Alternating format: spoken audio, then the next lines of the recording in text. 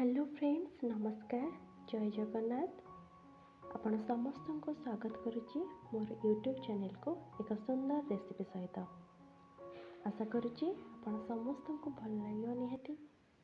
तेरे चलतु स्टार्ट करवा आज रेसिपी। तो प्रथमे मु नहीं जाइए किसी सजना शाग, सोरिष, रसुण, जीरा और किसी गोटा लंका ताको भल भाव बाटी एठी नहीं आलू, सारू, बैगण और बैगण। प्रथमे आम कड़ाई रे तेल गरम कर नपा, किछि जीरा पकई से काटिक रखिथिबा परिबा को पकेबा, किछि लूण दे ताको भल भाबे गोड़े नबा। आउ तापरे बाटिकी रखिथिबा पेस्ट को एथरे पकाई दबा। ताको भल भाबे गोळाई नै देई दबा किछि पानी और तापरे किछि हळदी गुंड ताको भल भाबे गोळाई नबा। मसलार भल भाबे कंचा स्मेल गला परे आमे देई दबा किछि पानी। और देखंतु पानी एटी भल भाबे फुटी गलानी। आगुरु भाजिकी रखिथिबा बड़ी मु पकाई देछि।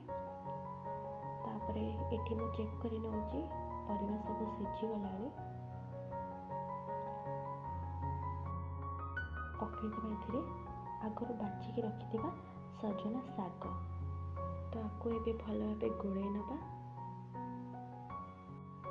और देखंतु बर्तमान आमर सजना शाग भल भाव सिझी जाइए।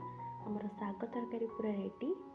तो जदि आपको ये रेसिपी भल लगी ताले लाइक, शेयर, सब्सक्राइब निश्चय करेंगे। रहुची, नमस्कार।